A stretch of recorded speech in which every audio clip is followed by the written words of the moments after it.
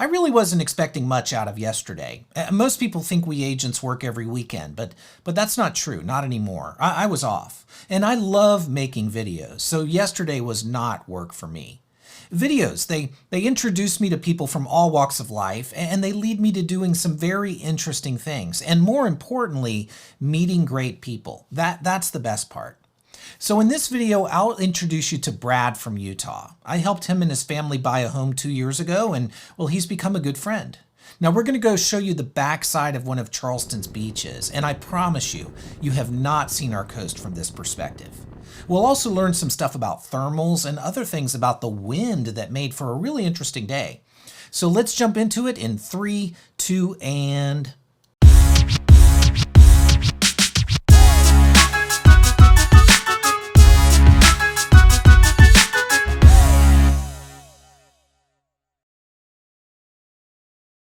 Hello there, I'm Nat Wallen. My team and I make videos about Charleston. This way, if you're planning a move, you can get to know the entire area and make good and confident decisions about where to live. And every area is very different, which you'll see if you take a look at our channel. So if you're not subscribed, consider doing that now. And of course, click the bell so you can get notified of the next video. You've been on YouTube, so you know the drill. And if you like what you see, please give us a like and a comment. It will help YouTube help us help more people. So it will let YouTube know that we're a good channel, which we would, of course, very much appreciate. And if you already live in Charleston and you may want to sell within the next year to 18 months, please look for our quiet list link in the description. So we get a lot of traffic from out-of-town buyers on this channel, and if you maybe want to sell, then the quiet list might help you avoid all the showings and the hassles of a sign and alerting the neighbors, and maybe you'll save some money and all that good stuff. And again, we get thousands of views on this channel and a lot of people looking for very specific property types. So you can find out the details at natwallen.com/quiet-list. And just know this right off the bat, this is not a published list. It's just between you and I, and we never spam. So just watch the video on this page to learn about how it works. And if you like what you see, then you can reach out to us from there if you like. Okay. Yesterday was interesting, and like I said, I was just planning on a relaxed day with some light yard work, but when I woke up, I kind of had the itch to make another video. So I called my friend Brad to see what he was doing. Now Brad, he is always doing something. I helped him purchase a home here in West Ashley a few years ago. Sylvan Shores is very unique in that it has one of the best boat landings in Charleston, and it's located about a mile past the 526 overpass if you're heading south on 17 toward the Costco. Now this is an older neighborhood, so there's not much turnover, but occasionally we see some properties come up. The homes here were built spanning from the late 70s up until the very recent, but most of them I would say were built in the 1980s. Now the water you see in the background is the Stono River, which we will get to shortly. Brad bought an elevated home so he could build a workshop underneath, and he needs it because, well, Brad is a project guy. And real quick, if this sounds like you, let me show you where to find elevated homes on my site. So we don't have basements here, so these elevated homes, they give you a big garage and a place, of course, to tinker. I'll just look for this niche properties link, and you'll find it pretty much in the banner on every page of the website. So now I'll just scroll down to elevated homes. And what this does is show you all of the areas with elevated homes. So see, it shows the number to be found in every part of town. And you can do the same thing if you're looking for a home with a pool or a house with a screened-in porch. And please know, there will be a video at the end of this one that you should watch if you have time. It's like 3 minutes. I'll link it in the top. But it will show you several tools on my site that will help you get to know Charleston even better. It'll save you a ton of time too.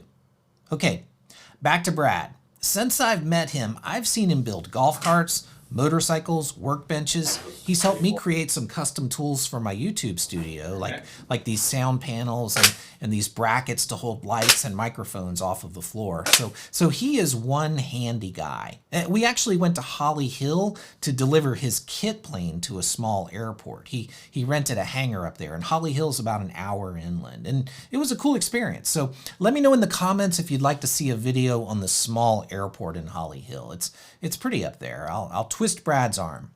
So anyway, I called Brad yesterday and he invited me on a little boat trip. He said he had a surprise for me. So I was intrigued and I headed over, and when I found out the plan, to be honest with you, I was pretty excited, but I was also kind of nervous. Let me introduce you to Jared and Brad real quick. Here we go. Alrighty, let's try. Hey, Brad. Hey, Nat, how you doing? Good. I let myself in. Nice. Jared, how are you, man? Good. We going flying? Yeah, you guys are. Yeah, we were just talking about how we were going to do it. We can load the paramotors in the boat, head out to Kiowa. The wind's a little questionable. It looks iffy, man. Yeah, It's real iffy. Yeah, I say we go try it. Okay. Yeah, we got everything ready. Let's See do what it. happens. Beautiful Yeah. day. Let's give it a shot. If nothing else, we go on a fun boat ride. Awesome. Let's do it. Okay. And after some basic game planning, we loaded up the boat and headed down toward the water. And again, I get to meet new people all the time. I had just met Jared. He's a great guy. Now, the boat ramp is not very far at the end of the street, so let's take a look. Right. I am getting up in the air. Okay, we're recording.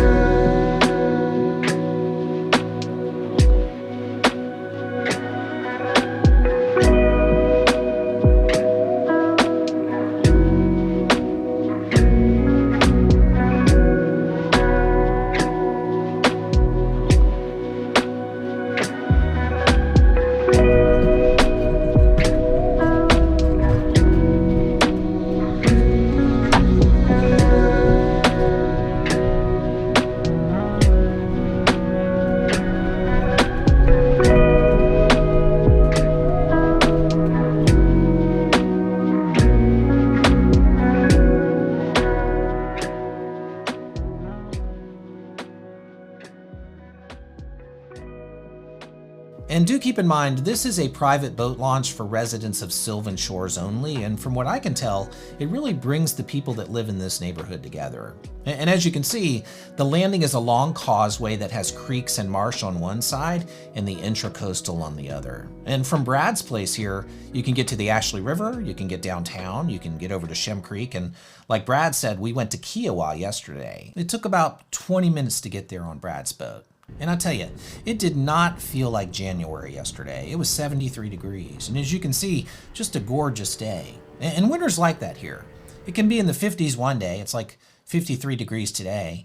And yesterday it was 73. And this boat we're on, Brad bought it from a neighbor. He said it was covered in 6 inches of dirt. It didn't have a motor. It was pretty much something you might see dying on the side of the road. And well, in short time, Brad had it all cleaned up and rewired and really in pretty fine working order in just a few short months. And here's a guy from Utah, never lived on the coast, and he told me he's taken it like 45 miles offshore fishing several times since then. And while it's not the prettiest boat in the water, it did get us to Kiowa just fine so they could fly their paramotors. And I was not expecting this when I woke up yesterday. I was planning on doing yard work. And that's the beauty of real estate and having this channel. All kinds of people come from all over, and I love it. And I learned a lot about paramotoring just in the little while that they were getting ready to take off. And much of what we talked about were the winds and how it can really affect things. You have to be really careful.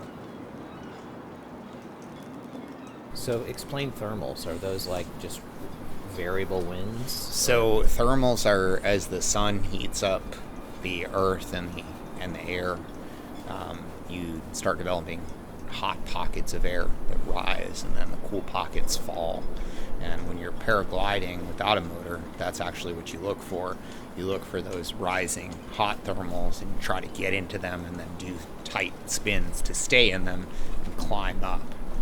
But when you've got a motor on your back, you're adding, 40 pounds plus a spinning propeller plus fuel, and we generally try to avoid getting into thermal conditions when you've got your motor on your back, because that's your propulsion, that's your method. It's unstable air in a thermal. Oh, I see. Okay. Very unstable, but here on the coast, you get that clean perfect. air that It's blows perfect, across. So this is Brad taking off. His was a quick flight. Here we go.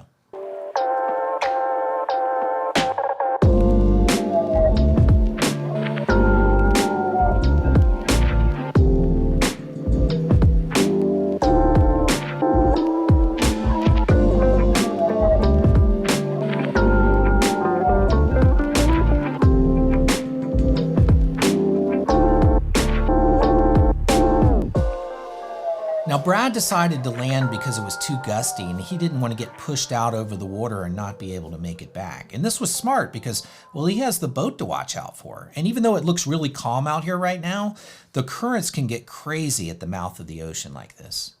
Now Jared is getting ready to take off. He's a physician from Missouri. He just moved here back in October. Now he goes a little bit longer. Let me quiet down for a bit so we can enjoy the flight.